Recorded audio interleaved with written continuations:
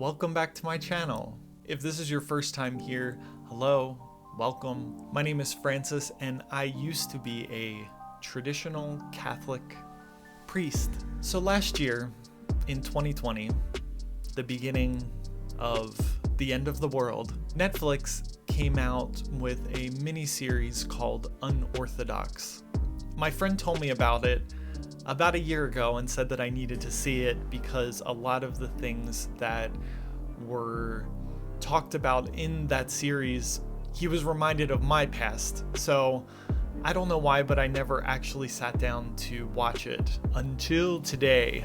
And I thought that it'd be interesting to watch it and also comment, talk about memories or thoughts that I have as I'm watching it. I don't know what to expect, but let's read the premise before we begin so we have an idea of what we're going into. So from Wikipedia, Etsy, a 19-year-old Jewish woman, is living unhappily in an arranged marriage among the Setmar sect of the ultra-Orthodox community in Williamsburg, Brooklyn, New York. She runs away to Berlin, where her estranged mother lives, and tries to navigate a secular life, discovering life outside her community and rejecting all of the beliefs she grew up with. Her husband, who learns that she is pregnant, travels to Berlin with his cousin by the order of their rabbi to try to find her. Although that community seems to be even more secluded and more sect-like, cult-like, I'm sure there's going to be a lot of similarities between my past and the story from Deborah Feldman. But I have to remember that it's a mini-series inspired by her story. It is not exactly her story, so maybe I'll read the book after I watch it. But for the moment, all I have is Netflix. It seems like they're beginning with her actually leaving, and then they'll go back and talk about the whole process. Yeah, all of the tension of this first part of preparing to actually leave, that's something that I remember feeling, and it's something that I'm trying to express in the book that I'm writing. And I was able to bring more stuff than it appears that she's able to bring. But money-wise, I only had enough to survive maybe a week or two. I didn't have a cell phone, and I did have a place that I was able to stay at. Nothing was stable and nothing was sure about leaving, but I knew that I had to. Luckily, I didn't have anybody waiting at the door checking up on me. I left in the middle of the night. Oh, so she didn't even have the possibility of bringing a little bag.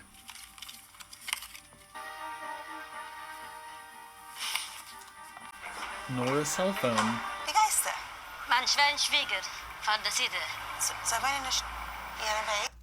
It's interesting because when I left, even though it was around midnight when I left the house that I was staying in as a priest, I was expecting something to happen, that I would meet someone in the way that knew me, that saw me because I wasn't wearing my clerical outfit, that they would notice that something was wrong. I had bags with me.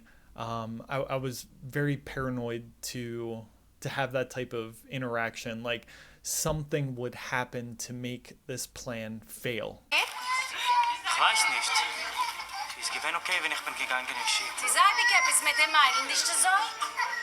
That's so interesting, and I'm interested to know that process before leaving, how it was for her, maybe her trying to express that she's having problems and issues, and she's trying to communicate with people, and those people just saw her as a problem. Oh, it's always something with Etsy. And I had the same reaction from the priest. It was almost like I was annoying them because I was just looking for answers. I felt the same way. Even in the car, I bent down. I'm sure that's exactly how it was for the priest walking into my room. Wait a second.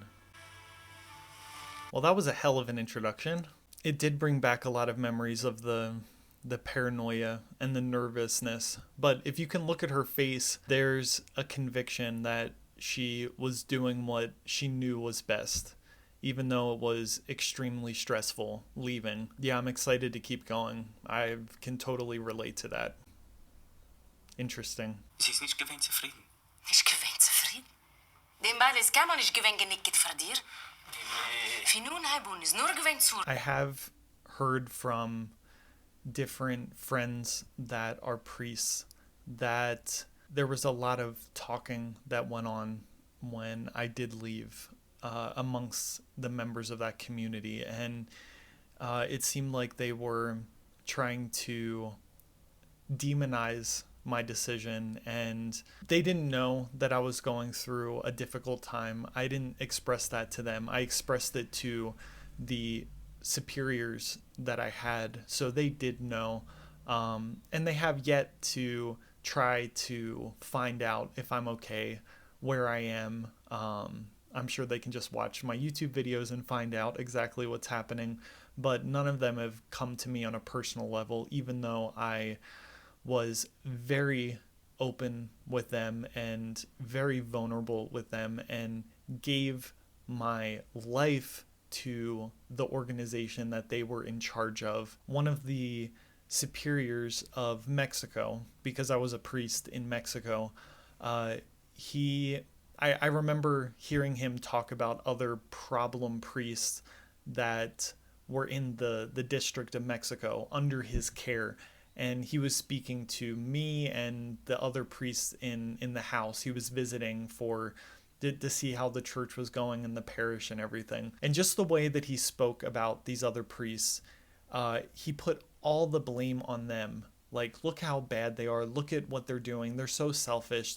All this stuff. And I, going through a crisis myself at that time, I kept thinking, I wonder what the full story is. I wonder if maybe he's trying to put the blame on them so that he doesn't look at himself in the mirror and realize that he is part of the problem. But that attitude that I saw in this superior, it made me question. I didn't have confidence to be so open with him as I was with some other superiors within the community. But I see this blame throwing. And even when people from my past community find out what I'm doing now, they ask me questions that are obviously turned in a way, constructed in a way that puts the blame on something that I did in the past.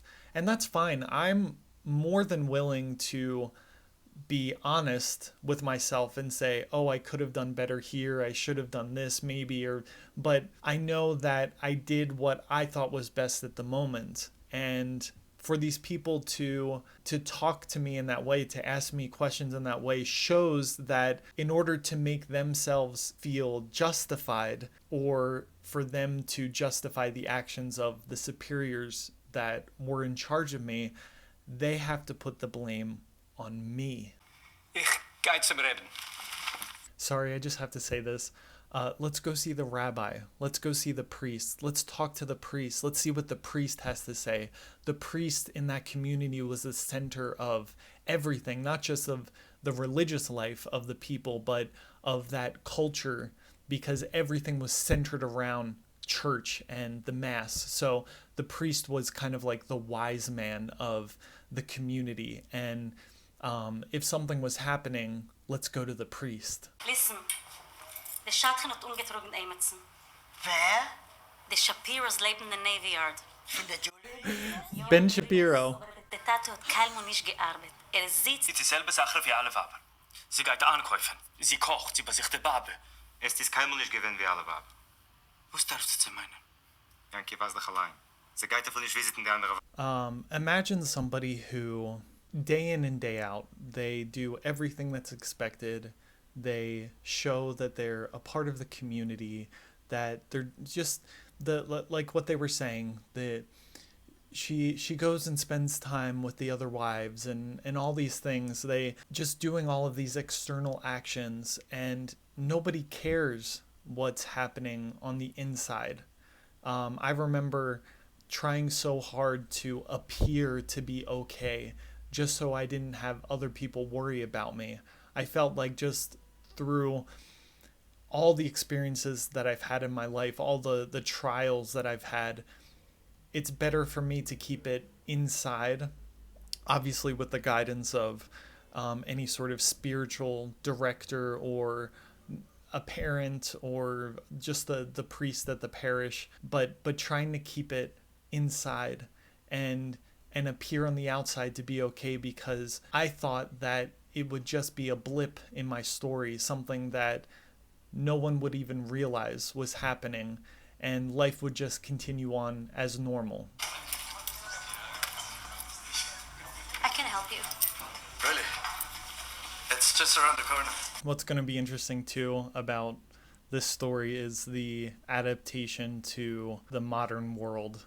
I'm sure it's going to be a lot more drastic for this character than it was for me, but there is a lot of insecurity knowing who you are, and I'm sure there's going to be something about even like changing the outfit and the hair and all these little things that people don't think about, for me, were huge steps in being able to be independent. I did have time before the seminary when I was able to dress more freely, so it's not so much of a drastic change, but having gone through 7 years at the seminary, and even before that, being within that community, going to mass, there was pressure placed on the men, more on the women because they were forced to wear skirts,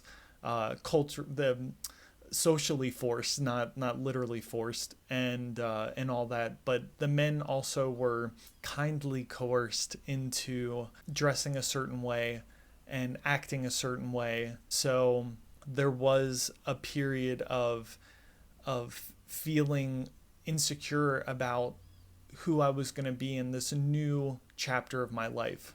If maybe at this point you're a little confused with my story, I can't just go through and describe everything in one video. I actually made a lot of other videos on my channel. I have about 50 videos now. So if you want to go and maybe fill in some of the gaps, and maybe I can answer some of the questions that you have in those videos. But I just want to focus on just the random thoughts that come into my head as I'm watching this TV show, without explaining every detail. Ich bin nicht wie die andere Mädchen. Ich meine, ich bin normal, ja. Aber I'm not like the other girls.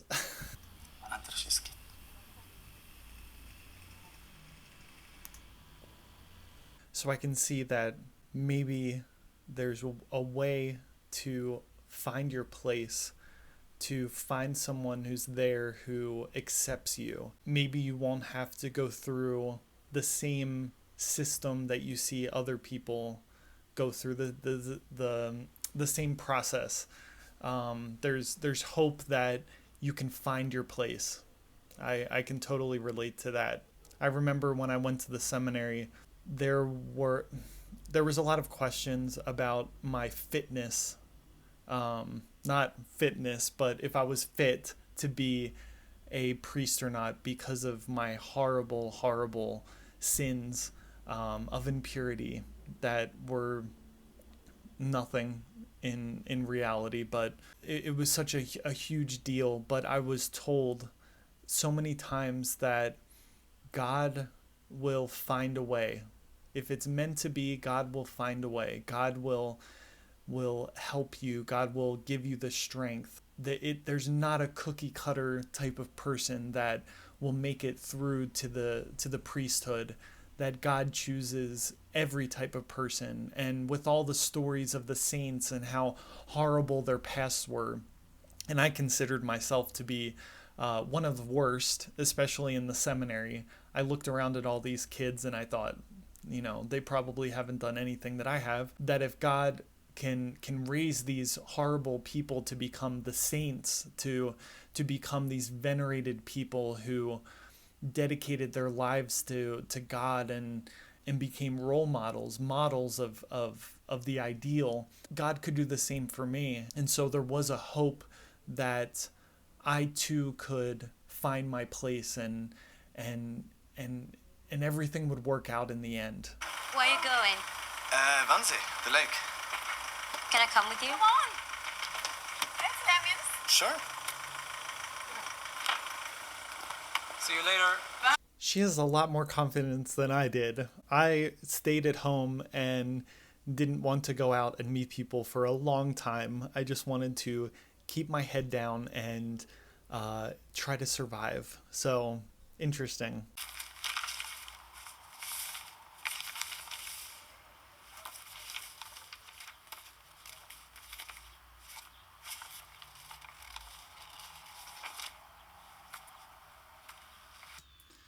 So he's going to, as the husband of Etsy, he's going to find out more about her and how she had to conform herself to the lifestyle and what she gave up of herself to try to fit in. She played music and he never knew because I guess the women of this community do not play music, and it's incredible. I imagine all of the people that I grew up with, and it was partly my fault that I wasn't able to express to them, especially my closest friends, everything that was going on in my life because of those social pressures. And you don't want to be more of an obstacle. Like I said before, it's almost like you want to keep everything contained inside, and you just think that it's going to go away and that you can deal with it. And in the end, you can't. That all of those things that you push down, maybe separated, they don't seem like big things, but when it comes all together, you realize that you gave up a lot of who you were, or you never were able to discover who you were. It's me. Wait! Did you see that, Villa? The conference where the Nazis decided to kill the Jews in concentration camps took place in 1942, in that villa. Can you swim in this lake? Oh, the lakes. Another interesting idea came into my head. For us within this community, there was still so much of a sense of survival that we were fighting against the changes that happened in 1962 within the Catholic Church, that we were being persecuted and we constantly had to defend ourselves, and that spirit ran through all the people, and we heard it almost every weekend in the sermons at the Mass, and it did really give a almost victim mentality that we were obsessed and we constantly thought about it. And even in the seminary, of course, there was focus on the spiritual life and God and the doctrine and all of that, but there was still that we were fighting, that we were on the front lines, that, you know, there was all this imagery that was placed in our lives, and it was almost hard not to think like that. Whenever we would meet people outside, whenever something would happen that was against the community, it was a further justification of our position, but it was an obsession. It was almost the way of preventing us from experiencing the joy of day-to-day life.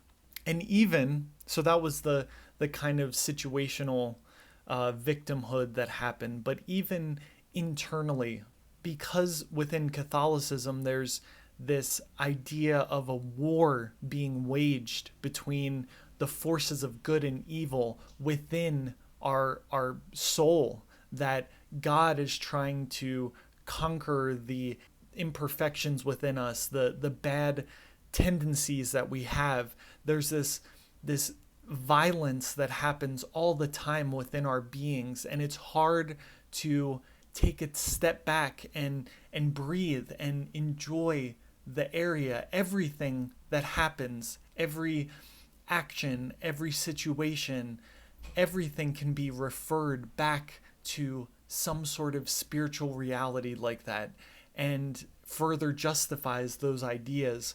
but it's this constant perspective that blinds people from just living. There's almost never a moment to take in what's going on around you. Everything is so tense. Everything is so tense.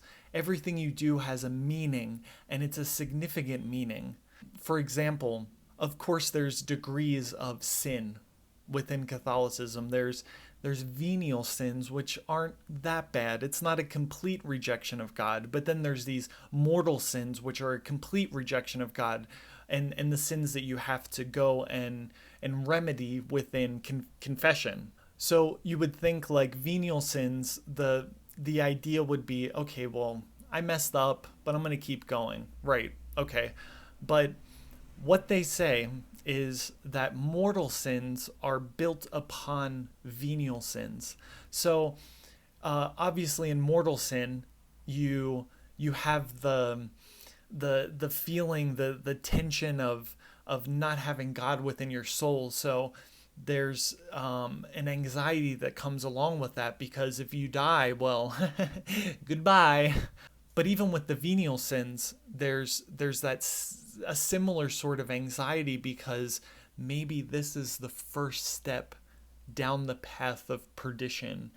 But there's never a moment to breathe. Like in this situation by the lake, I can imagine myself there thinking, oh no, I can't look around at the other people there.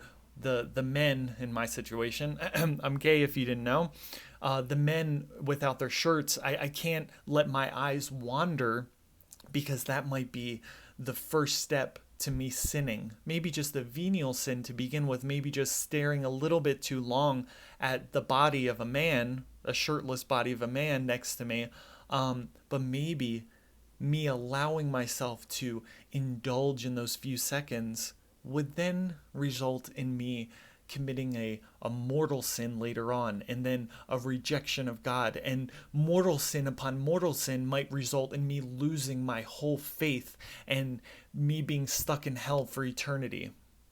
It's interesting. And I see this within Etsy. Everything she's doing is referring back to the Holocaust. And she can't comprehend all that's happening, because her mind is fixed within that perspective. Don't worry, I've got it.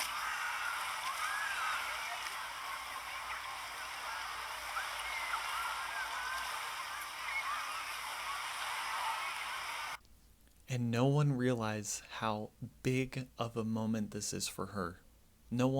For everyone else, it's so normal, but for her, this is a huge step, a huge obstacle to climb over. That's why we should listen to other people and what they're going through, and try to understand their perspective, because sometimes we just can never imagine what someone's going through.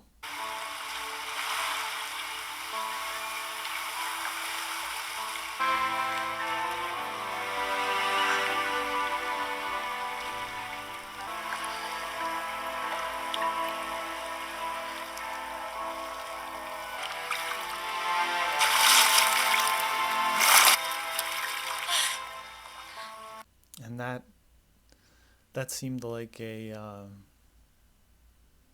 that was her baptism.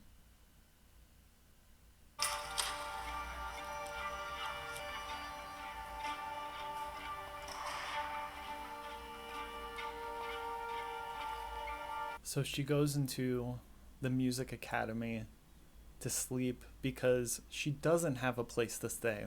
When I left the house where the priests were, the first few weeks, I had to find a place to stay. I couldn't afford to stay in a hotel. The guy that helped me leave, his friend's father had an office that he was renovating, so plaster all over the place, different tools and materials on the floor. Everything was very dirty, and they said that I could stay there until I found a more stable place.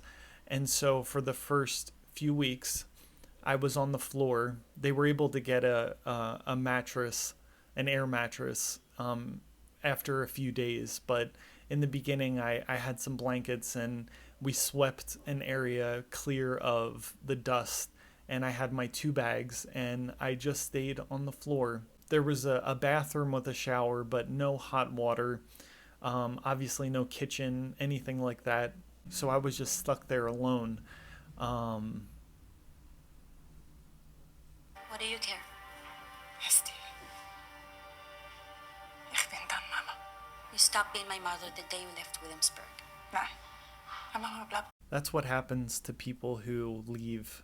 They're considered outcasts. I mean, I've heard of situations, many situations of different members of the community going to the priest and asking if they can attend their child's wedding, which isn't going to be a Catholic wedding, if it's okay for them to do that. And a lot of the times the priest advised them to not go, because being there and being present for a huge event in the life of your own child, being there would be like an acceptance of their way of life, which was outside of the community. So imagine all the various scenarios that might pop up in normal life. And what happens is these people who leave, they're just signed off, and you just have to continue on with your life. I've had some people reach out to me from my past, in the community, some very close friends, but for the most part, it's out of sight, out of mind type of attitude. So is gewesen. Nur wir sehen die Kleid.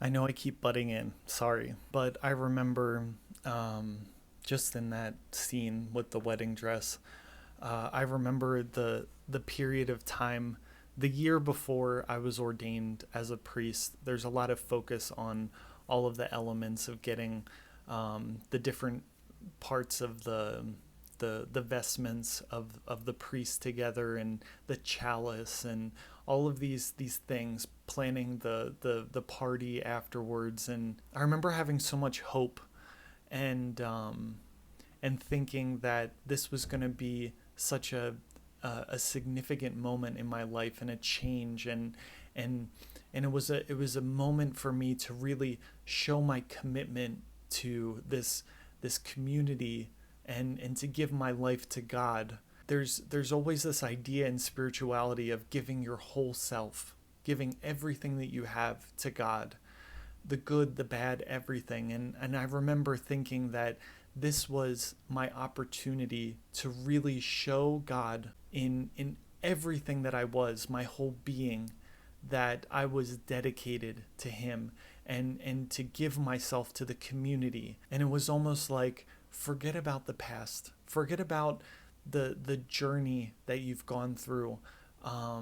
Don't focus on that. Focus on this new hope, this new chapter in your life. And I really did believe that things would work out. I mean, I felt like things were working out. I was becoming a priest, something that I didn't even think was possible for me, considering my horrible, sinful private life. I really did think that it wasn't possible, and here I was on the eve of becoming a priest, and I really felt God must be real if I, Francis, the horrible sinner, was going to be able to be one of the priests.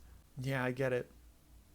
I get it. The wedding dress isn't, oh, let's look at the wedding dress. It's everything that symbolizes.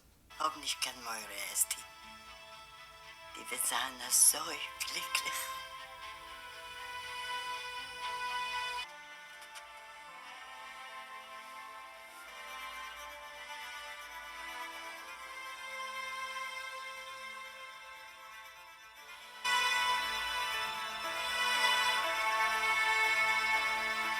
Well, shit. Yeah, so that was part 1 Let me know if you want me to continue doing this, or if you'll allow me to watch it on my own and cry on my own. But it's definitely bringing back a lot of memories, so maybe it would be something that you would be interested in. So leave a comment down below if you want me to continue. Give a like to the video if you're enjoying this type of content. Wow. Yeah, I definitely want to read the book now. So like I said before, if you want to watch more of the videos that I have on my channel about different aspects of my past, it might help you fill in the blanks. But thank you for stopping by, and please, give a like to the video, subscribe to the channel, and if you're in the position to monetarily help this project, I'll leave a link down below to my Ko-fi page, which is like a Patreon where you can go and donate whatever you're able to donate. Everything helps. This is a one-man show, so I appreciate everything. But thank you, and I hope that you have a wonderful day, and I'll see you next time. Bye.